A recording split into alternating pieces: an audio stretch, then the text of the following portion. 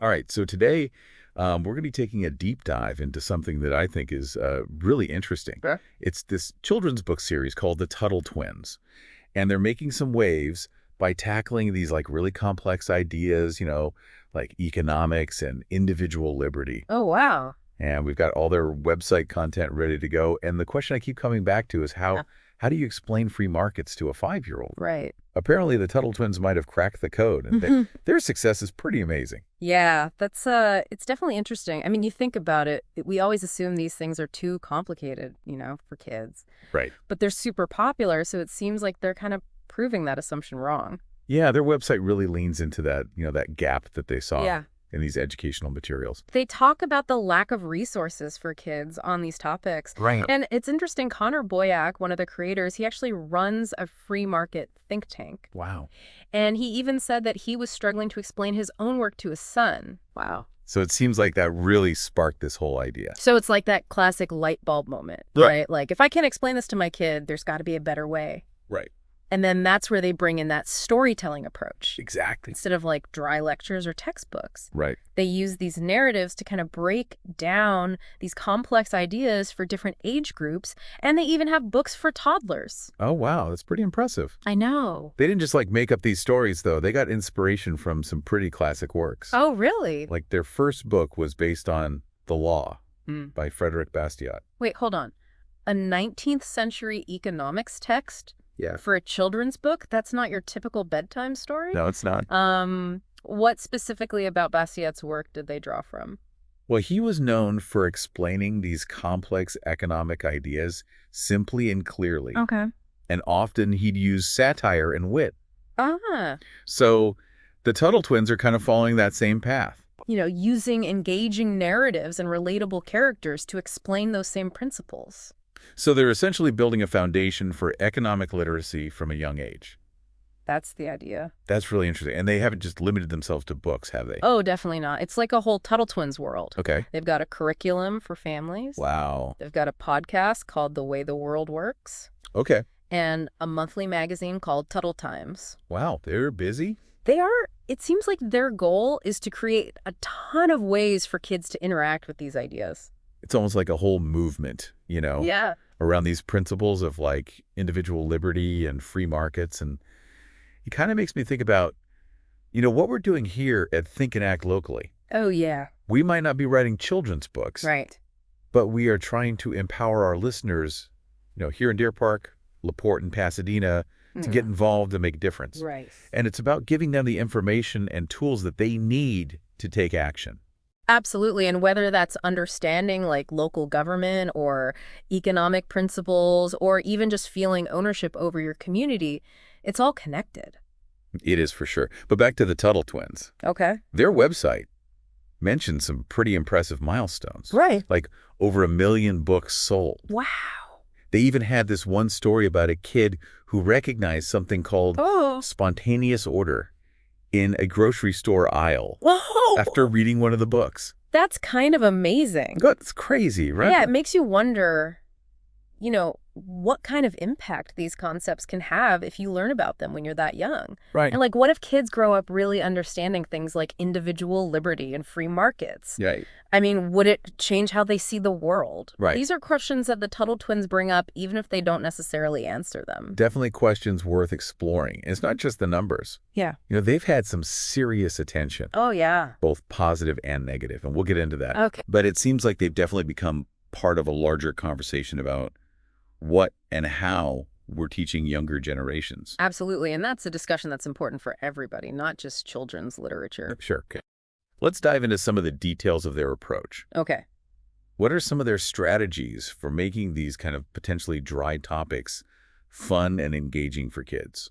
Well, they're really good at taking complex ideas and boiling them down to their core. Okay. For example, one of their most popular books is The Tuttle Twins and the Lemonade Stand. Okay. And they use that simple story about kids starting a business to explain basic economic principles, like supply and demand and competition and the importance of hard work. That's a classic example. I remember setting up lemonade stands as a kid. Yeah. It's something that pretty much every kid can relate to. Wow, it's not just some abstract concept. Exactly. And they use that to introduce bigger ideas. Right. It's a good way to engage kids on their level. It makes it feel more like play. Yeah. I wonder if they've done any topics that are relevant to our listeners here in Deer Park, LaPorte, and Pasadena. Like maybe something about local government or civic engagement. Well, there's the Tuttle Twins and the Golden Rule, which talks about property rights. Okay. And that's definitely relevant to local things like zoning laws, development projects, even homeowners associations. Oh, that's interesting. Yeah. So these big abstract principles can actually have a real impact on people's lives. Right. Even at the local level. Yeah. I'm starting to see why they're so popular.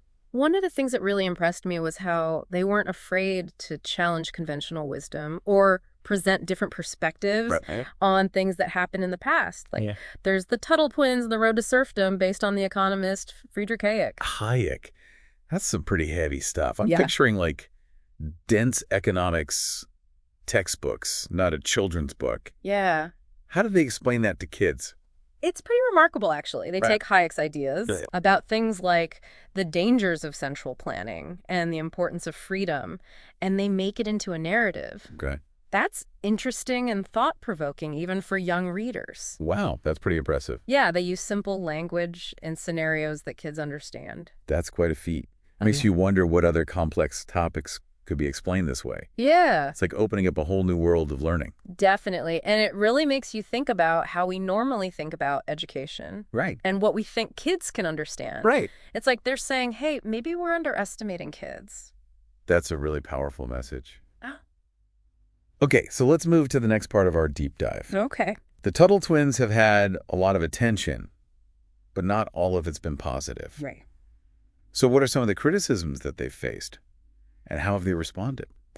Well, I mean, anytime you challenge the way people normally think, you're going to get some pushback. Right. Some people say that they're pushing a very specific ideology, especially a libertarian viewpoint. And they say that by presenting these ideas to kids that young, it's basically indoctrination. That's a pretty serious accusation, especially when we're talking about stuff for kids. Right. So how have the Tuttle Twins addressed that? Well, they've been very open about their belief in individual limited government and free markets. Right. But they say that they're not trying to force these beliefs on anybody, especially not children. Right. They really emphasize the importance of critical thinking and encouraging kids to question everything, form their own opinions, and engage in respectful debate. So it's more about giving kids the tools to think for themselves. Right. Rather than telling them what to think. Right. That makes sense. But I wonder if some might say that certain concepts like free markets or individual liberty are inherently complex and nuanced. Right. And that trying to simplify them for kids could lead to misunderstanding or oversimplification. Yeah, that's a good point. Oh, it's always a challenge to find that balance, Right. To make things accessible but not lose the nuance. Right. From what I've seen, they do a good job using real-world examples and relatable scenarios. Okay. But it's definitely a discussion that people are having. It raises some interesting questions about education, for sure. Yeah. Another criticism I've heard is that they oversimplify history. Okay. Especially when they're talking about these like sensitive or controversial events. Right. Did you see any examples of that in the stuff you looked at? It's kind of a gray area, They do present a particular interpretation, one that really focuses on individual liberty and limited government. Right. But they also encourage readers to do their own research and look at things from different angles. Okay. So it's tricky. Right. And I think it's really up to parents and educators to decide what's best for their kids. It's a good reminder that we should always be critical, regardless of where the information is coming from. Absolutely. One of the things that I found really interesting is how they built this passionate community around their brand. It's not just about selling books. Right. It's about creating a movement. Yeah, it is. They've really tapped into the power of social media and online engagement. They're super active on Facebook and Instagram, sharing stuff, interacting with followers, and getting people talking. So it's a two-way street. Yeah, it is. They listen to their audience, and they actually respond to what people are saying. Oh, wow. And they use email really well to stay connected with people, keep them updated on new books, events, all that stuff. Okay. They've really created a sense of belonging, and a shared purpose among their fans. That's really cool. It reminds me of what we're doing here in Deer Park, LaPorte, and Pasadena. Oh, yeah.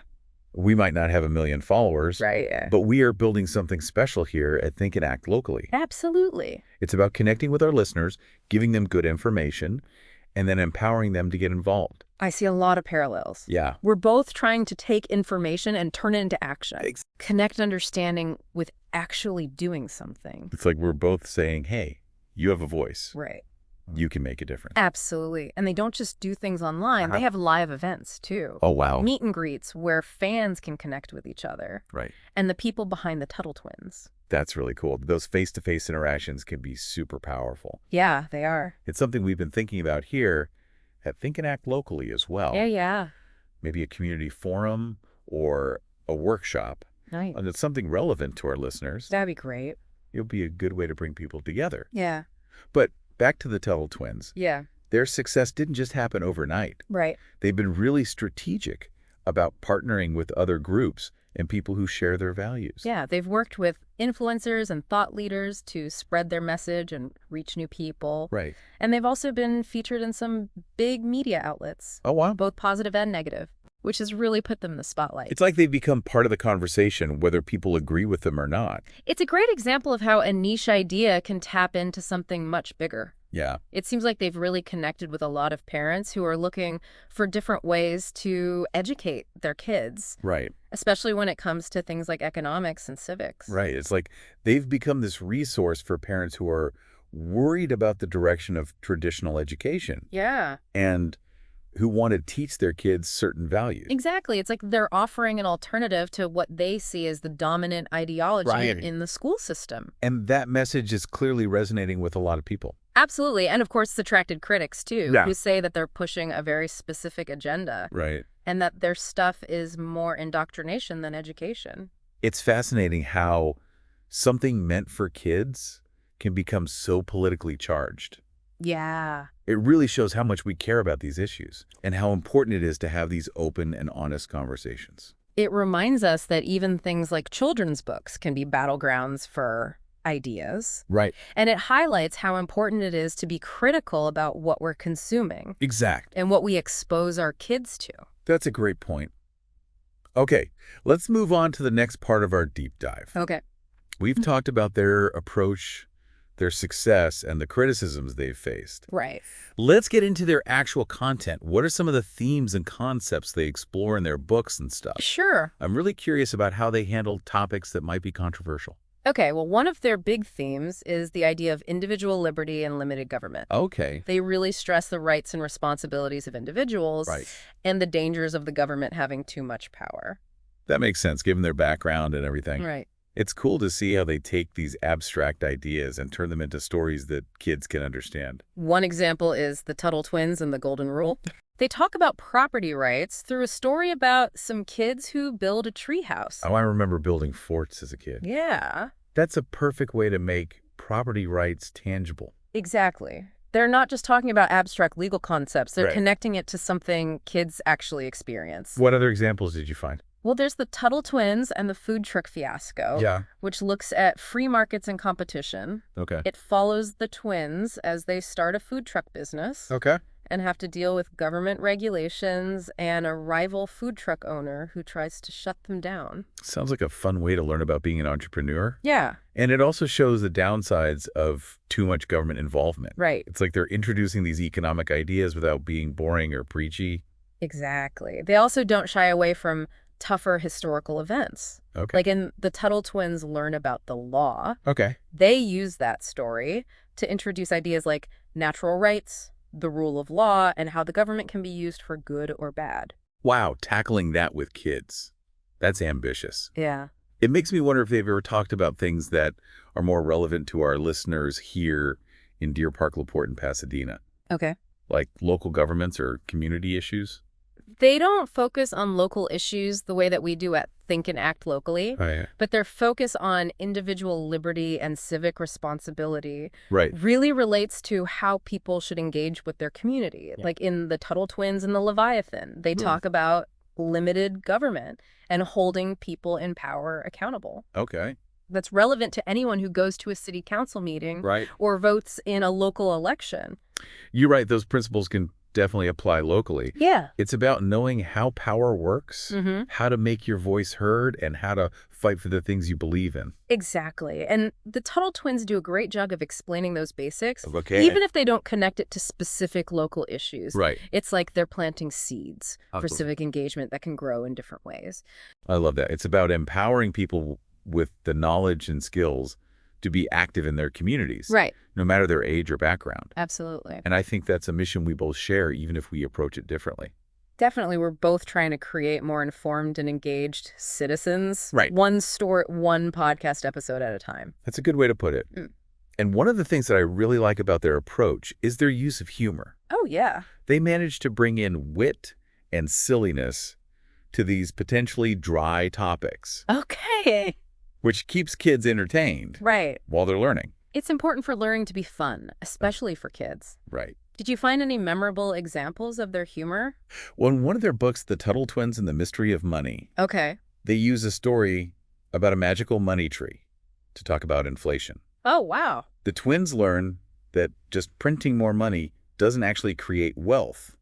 Right. It just makes the existing money worth less. And it's all told in a fun and engaging way that keeps the kids laughing while they learn about economics. It's like sneaking in a lesson about monetary policy. Right. Under the guise of this whimsical adventure. Yeah, it's very different from those dry economics textbooks. Right. Yeah, they also use great illustrations. Right. Relatable characters. Right. And exciting storylines. Okay. To keep kids interested. It's clear they've put a lot of effort into making learning fun and easy to understand. It's like they're using the power of storytelling. Right. Which is something we humans have been doing forever. Exactly. We connect with stories. Right. And when those stories are good, yeah, they can really help us learn and grow. Absolutely. And it's not just entertainment either. Right. They're talking about some pretty serious topics. Right. Like individual liberty, free markets, the role of government. Right. These are ideas that can shape how people see the world. Exactly. And those ideas have real-world effects. Yeah. Both on a big scale. And right here in our own communities. Right. Whether it's understanding how local government works, fighting for policies you believe in, or just being an informed citizen. Right. It all starts with a good understanding of things. Absolutely. And the ability to think critically. And the Tuttle Twins are really good at helping kids develop that. It's about giving them the power to be active members of their communities. Right. No matter who they are or where they come from. Exactly. And I think that's something we both believe in. For sure, we're both trying to create a better world, right. One informed and engaged citizen at a time. Absolutely. Yeah. All right, let's shift gears a bit and talk about the broader impact of the Tuttle Twins. Okay. They've obviously connected with a lot of people. But how are they changing children's education? Okay. Are they just a fad? Or are they part of a larger trend?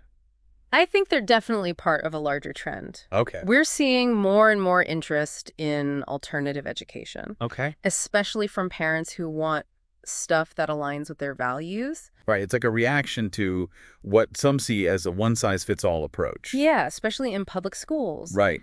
And the Tuttle Twins have really tapped into that. Right. They're giving an alternative that a lot of families like. Okay. And their success is inspiring others. Really? Yeah, we're seeing more children's books, podcasts, and online resources wow. that are covering these same topics from a similar angle. It's like they've created a whole new genre yeah. of children's education materials. Exactly. And it's not just the content. They've also found new ways to connect with their audience. Right. Especially through social media and online communities. Right. They've built a real movement. Yeah. Which is something that traditional publishers are still trying to figure out. It's like they've cracked the code for success in the digital age. Yeah. They've mastered online marketing, social media, and content creation. And they've done all that while staying true to their message. Right. And their beliefs in individual liberty and limited government. Absolutely. It's a reminder that you can be successful without compromising your values. Right. You don't have to change who you are to reach more people. That's a really good point. Yeah. I think another key to their success is their focus on storytelling. Yeah. They understand that stories are a powerful way to connect with people. Right.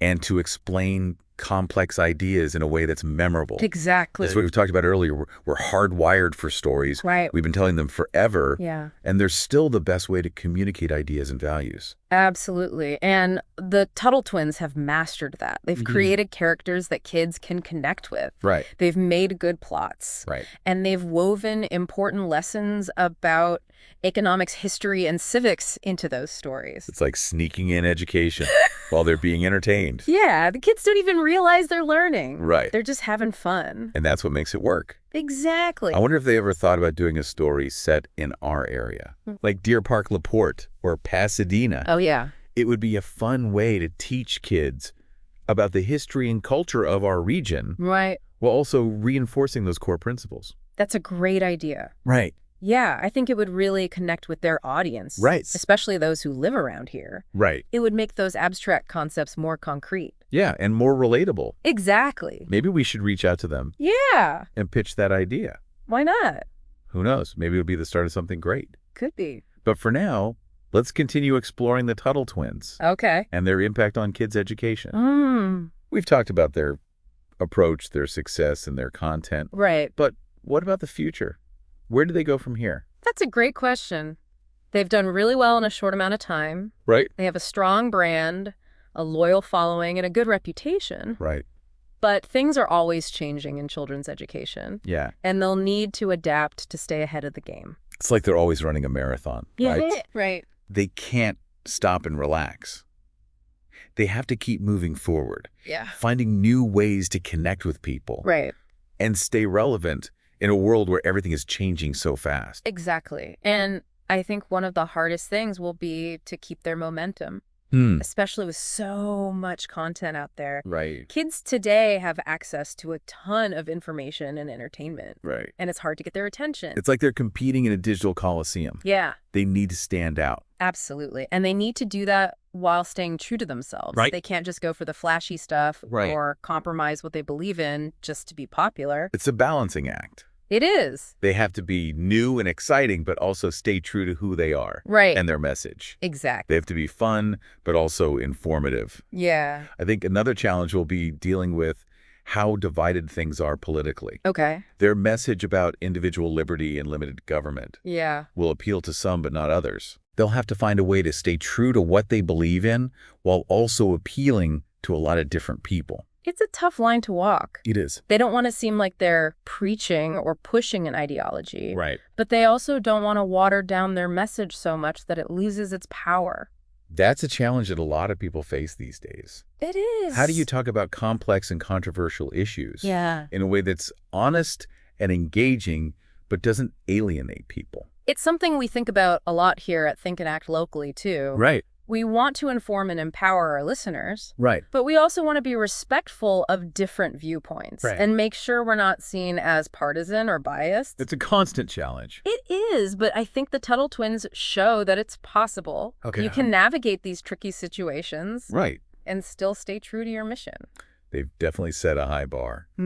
All right, let's wrap up this part of our deep dive with some key takeaways for our listeners here at Think and Act Locally. What can we learn from the Tuttle Twins' success? And how can we apply those lessons to our own work of empowering our community? Well, one big lesson is the importance of finding your niche and serving it well.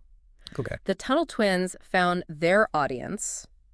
Parents who are looking for different educational options for their kids. Right. And they've made their content to meet those needs. Right. They're not trying to be everything to everyone. Right. They're focusing on what they do best. Exactly. And doing it really well. Exactly. And that's something we can all learn from. Right. Whether you're a business owner, a community leader, or a podcast host. Yeah. It's important to know who you're trying to reach. Right. And make content that speaks to them. And it's not just about the content itself. Right. It's about how you present it. Right. How you interact with your audience and how you build a community around your brand. Right. And the Tuttle Twins are really good at all of that. They have. They've made a brand that's recognizable and respected. They've built a loyal and engaged community. Yeah. And they've mastered online marketing and social media. Absolutely. They've shown what's possible when it comes to building a successful brand and a strong community. Right. And they've done it all while staying true to their values. Right. They've shown that you can be successful and ethical Right. authentic and committed to making a difference. That's a powerful message. It is. And it's something that we try to do here at Think and Act locally. Right. We believe you can inform and empower people while also being respectful, inclusive, and nonpartisan. Absolutely. And we believe that change starts at the local level. Right. We're not trying to change the world. We're trying to make a difference in our own communities. Right. One conversation, one action, one podcast episode at a time. I like that. Yeah. Well said. And I think the Tuttle Twins would agree with that. Yeah, I think they would. They're all about giving people the power to take action. Right. And make a difference in their lives and their communities. So as we wrap up this part of our deep dive into the Tuttle Twins, I want to leave our listeners with a few thoughts. Sure. The Tuttle Twins have shown us that you can teach complex stuff in a way that's engaging and informative. Right. They've shown the power of storytelling, humor, and community. Absolutely. And they've inspired other educators and parents who are looking for new ways to teach kids about these important topics. Right. But maybe their most important contribution is their message of hope. Oh, yeah. They believe that the future is bright, Okay. that young people can do great things. Right. And that by working together, we can make a world where everyone can succeed. I like that. It's a message that really resonates with me. Me too. And I hope it resonates with our listeners. I hope so. So as we go forward, let's remember the lessons we've learned from the Tuttle Twins. Okay. Let's be bold in our thinking, creative in our approach, and committed to empowering the next generation. Excellent. And let's never forget the power of ideas to change the world. Well said. Okay, I think that's a good place to wrap up this deep dive. Thank you for joining us on this exploration. It's been great talking about this with you. And as always, we encourage you to keep the conversation going. Yeah, share your thoughts, ask questions, and connect with us online. We're here to support you on your journey of learning and growth. And together, we can make a positive impact on our communities and the world. Thank you for listening. And, for our listeners in Deer Park, LaPorte, and Pasadena, I think there's something really interesting here. Yeah. The Tuttle Twins show how powerful it can be to tailor your message to a specific audience. Right. They found a way to connect with parents who want something different for their kids' education. And that's similar to what we try to do at Think and Act locally. Right. We're not writing children's books, but we're hyper-focused on our community here in Southeast Houston. Okay. We're talking about zoning changes in Deer Park school board elections in Pasadena, new developments in LaPorte, things that really affect our listeners. It's about recognizing the power of local. It's where people feel connected, where they can see the impact of what they do. Exactly. And even though the Tuttle Twins talk about big ideas, those ideas matter locally too. Right. Like if you understand free markets, it helps you understand local business decisions. Okay. And knowing about individual liberty helps you get involved in local politics. So it's like the Tuttle Twins give you the basic knowledge. Right. And then Think and Act locally comes in and says, okay, here's how you use that in your own backyard. I like that. Yeah. It's like we're two parts of the same puzzle. Right. Helping people become more informed and active citizens, both in understanding those big ideas and doing something about the things that affect their lives. As we've been talking about the Tuttle Twins, I keep thinking about this idea of planting seeds. They're planting these seeds of knowledge and critical thinking in young minds. Yeah. Who knows what they'll grow into? It's a great image, and it makes me think about the ripple effect. Yeah. Like if you teach a child these ideas, it's not just about that one kid. Right. They might become a business owner, a teacher, a community leader. Right. Who knows? Right. And they'll take those principles with them and influence other people along the way. It's like a chain reaction of knowledge and empowerment. Absolutely. And it brings us back to the power of education, and how it can change lives and communities. It's not just about formal education, though. It's about creating a culture of learning, being curious, questioning things. And we can all be a part of that. Right. We might not be writing kids' books or teaching economics. Yeah. But we can all show that learning is important. Right. We can talk to our kids, our neighbors, our friends about the things we're interested in. It's about keeping that curiosity alive. Right. And showing people that learning can be fun. Exactly. Engaging and empowering. Well said. Yeah. So this brings us to the end of our deep dive into the Tuttle Twins. We've talked about a lot. Yeah, we have. From how they started to their impact on education. Right. To the bigger picture of how we think about learning and engagement. It's been really interesting. I've definitely learned a lot. Me too. I'm feeling inspired to be more creative in how I approach learning and sharing information. Yeah, me too. The Tuttle Twins have reminded me that even complicated ideas can be explained in a fun way. Right. And that stories are really powerful. They have. They can help us connect with people and make a difference. And they've shown us that focusing on a specific group of people, Right. building a community, and sticking to your values can lead to success. They've also made us think about some important questions. Right. About education, the role of government, and the values we pass on to our kids. Those are questions that we should keep thinking about. I agree, and I think those questions are especially relevant for our listeners. Right. As we think about the future of our community. Right. We need to ask ourselves, what kind of education do we want for our kids? Right. What role should the government have in our lives? Right. And what values do we want to teach the next generation? Those are big questions. They are. But they're important. Very important. And we can't ignore them. We need to talk about them, talk to our neighbors, and work together to create the kind of community we want to live in. And that's what Think and Act Locally is all about. Right. We're providing a place for those conversations. Yeah. Sharing information about the issues that matter. Right. And giving our listeners the power to make a difference. If you like this deep dive and the work we do, please consider supporting us. Okay. At thinkandactlocally.com/donate. Right. Your donations help us keep providing valuable resources and information to our community. We believe that knowledge is power. Yes. And that together we can create a better future. Absolutely. Thanks for joining us on this journey. It's been great. We'll see you next time on The Deep Dive.